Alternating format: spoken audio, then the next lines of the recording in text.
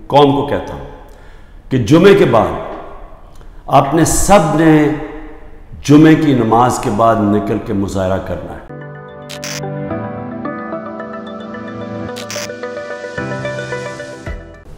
बिस्मिल्लाहिर्रहमानिर्रहीम, इय्याका नअबुदु व इय्याका नस्तईन। मेरे पाकिस्तानियों, सबसे पहले तो जो स्वीडन के अंदर कुरान की बेहुरमती की गई आज़ादी राय के नाम के ऊपर मैं चाहता हूँ कि एक ज़िंदा कौम जो कि अपने दीन से प्यार करती है और जो अल्लाह की किताब वो हमारे दिलों में उसकी इज़्ज़त है और अल्लाह के जो हमारे पैगंबर हैं नबी सल्लल्लाहु अलैहि वसल्लम उनकी इज़्ज़त है, तो जब इस तरह की चीज़ होती है तो हम एक ज़िंदा कौम की तरह एक पुरअमन तरीके से ज़रूर बताएं, पैगाम पहुँचाएँ कि हमें इसकी तकलीफ़ हुई है। तो मैं आप सबको कहता हूँ, मैं सिर्फ तहरीक इंसाफ के लोगों को नहीं, कौम को कहता हूँ कि जुमे के बाद आपने सब ने जुमे की नमाज के बाद निकल के मुजाहरा करना है पुरअमन तरीके से। हमेशा पुरअमन रहो क्योंकि हमारा मुल्क है, हम कोई नुकसान नहीं पहुँचाना चाहते, लेकिन एक पुरअमन तरीके से एहतजाज हो ताकि पैगाम जाए कि पाकिस्तान वो कौम है जो इस्लाम के नाम पे बनी थी और हमें तकलीफ़ हुई है कि ये वहाँ की पुलिस ने इजाज़त दी कि जनाब आप कुरान शरीफ को जला दें और आज़ादी राय के मुताबिक।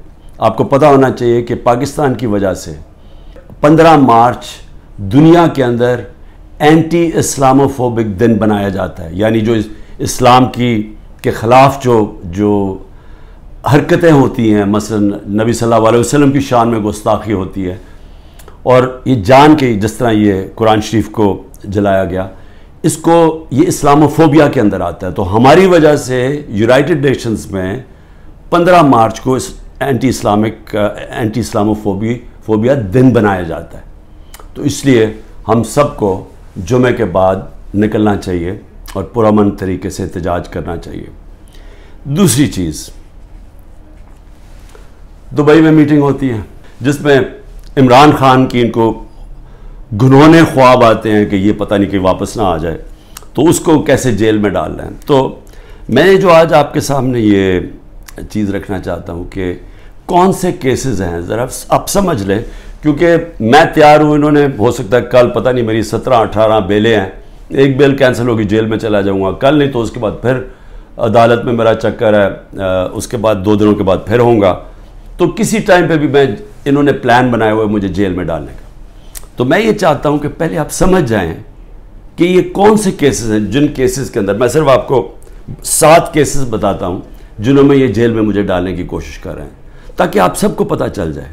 और वो मैं इसलिए चाहता हूँ क्योंकि मीडिया तो सारा कंट्रोल्ड है, तो इन्होंने तो वो एकदम मीडिया में पकड़ना है और शोर मचा देना है कि जी इमरान की चोरी पकड़ी गई, तो या चोरी पकड़ी गई या ये कत्ल, एक कत्ल जो जैसे मैं शुरू करता हूँ कि इसने कत्ल कर दिया किसी वकील को। तो मैं चाहता हूँ कि वो 7 केसेस पहले आप समझ लें ताकि आपको समझ आ जाए कि एक तरफ अरबों रुपए के ये मनी लॉन्ड्रर्स के ऊपर केसेस हैं, शहबाज शरीफ के ऊपर 24 अरब रुपए की करप्शन केस में जिसका अंडर ट्रायल था जब जनरल बाजवा ने बचा के तो इसको वज़ीर आज़म बना दिया। उसके अलावा जो नवाज शरीफ की अभी तक कोई नहीं बता सका, वो जो इसकी मेफेयर की अपार्टमेंट्स, बेटों के पास पैसा, और ये तो सामने है, बाकियों का तो हमें पता ही नहीं है कि कितनी इनकी बाहर प्रॉपर्टीज़ हैं। उसी तरह जरदारी का है, उसकी भी सारी बाहर इनकी प्रॉपर्टीज़ पड़ी हैं।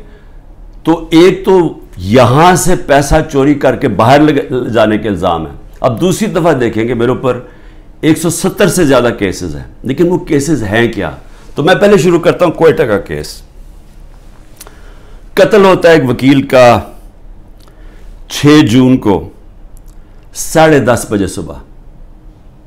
अब वो ये समझे कि मुझे इस केस का पता ही नहीं है, ये कोई किसी वकील ने मेरे ऊपर केस किया होता है कोई गद्दारी का, वो यानी उसका कोई मुझे नोटिस ही नहीं आया, मुझे पता ही नहीं उस केस का।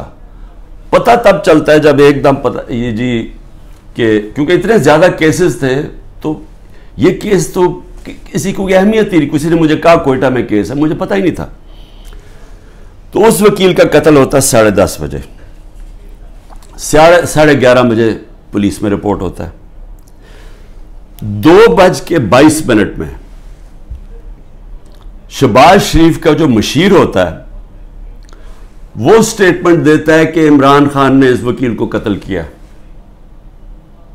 अब ये समझे कि सिर्फ कत्ल में 10:30 से और 2 बजे के अंदर वो फैसला कर लेते हैं कि इमरान खान ने कत्ल किया। उसके बाद क्या होता है, उसके बेटे को उठा के ले जाती है पुलिस। उस बेटे को 12 घंटे से ज्यादा पुलिस अपने पास रखती है। वो अगले दिन जाके अगले दिन की दोपहर को वो कहता है कि जी इमरान खान इस कत्ल में मुलव्वस था। लेकिन फिर क्या होता है, उसकी जो बीवी होती है, वो जो दूसरी बीवी होती है, वो कहती है कि फैमिली के लोगों ने कत्ल किया इसको। वो वीडियो अपनी जारी करती है कि फैमिली के लोगों ने कत्ल किया। अब फिर देखें, सारे कोर्टों का पता है कि इनकी वो वकील की दुश्मनियां थी, सबको पता है इनकी आपस में दुश्मनियां थी। इसी वकील ने जाके हाई कोर्ट को कहा कि मुझे सिब्बी में ना केसेस मुझे दो, क्योंकि मेरी वहाँ जान को ख़तरा है, मेरी दुश्मनी है। पहले तो ये समझ जाएं कि ये है आज का पाकिस्तान, कि यहाँ कोई इनको शर्म नहीं आती इस तरह झूठ बोलते हुए, इस तरह के केसेस बनाते हुए। इनको कोई शर्म नहीं है कि सारी कौम को पता है कि झूठ बोल रहे हैं। मुझे ये बताएं कि वो अल कादर के ट्रस्ट में लिखा हुआ है कि 1 रुपया नहीं मिल सकता ट्रस्टीज को, जिसमें इमरान खान और बुशरा बेगम है। जिस तरह नमल यूनिवर्सिटी के हमें कोई पैसा नहीं मिल सकता, जिस तरह शौकत खान हमें नहीं मिल सकता। ये चैरिटेबल ट्रस्ट है। कह रहे हैं कि मैंने उसकी वजह से उसको फेवर कर दिया। भाई आप अगर फेवर कर दिया, आप आज जाके सुप्रीम कोर्ट में रिट कर दें कि ये पैसा उधर ट्रांसफर कर दें। पैसा तो पाकिस्तान आ गया। एक ही अल कादर है, इदारे सारे तबाह हो गए। ये जो नैब है, क्या नैब की अहमियत रह गई है कि इतने बड़े डाकू उन सारे के केसेस माफ कर दिए हैं। जो 3 गाड़ियां आसिफ जरदारी ने चोरी की हैं तोशाखाना से, 1 गाड़ी नवाज शरीफ ने चोरी की है, 1 मरियम नवाज ने चोरी की है, उनको कोई पूछ नहीं रहा। और आके कह रहे जी कि तोशाखाना से ये आपने जो लीगली काम किया है, ये जी वो वैल्यूएशन नहीं हुई। भाई वो उनसे पूछे जिन्होंने वैल्यू करना था, वो मेरा इससे क्या ताल्लुक है। लेकिन मकसद इंसाफ का नहीं है, मकसद जुल्म करने का है।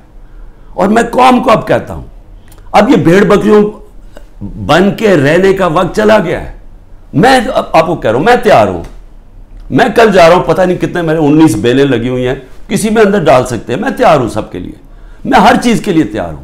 लेकिन मैं ये जुल्म का निजाम बर्दाश्त करने के लिए तैयार नहीं हूं। मैं ये भेड़ बकरियों बन के अपनी जिंदगी गुजारने के लिए तैयार नहीं हूं। मैं ये समझता हूं कि ये कौम के लिए वक्त आ गया है। आप सब फैसला कर लें कि किस तरह का पाकिस्तान आप चाहते हैं। क्या वो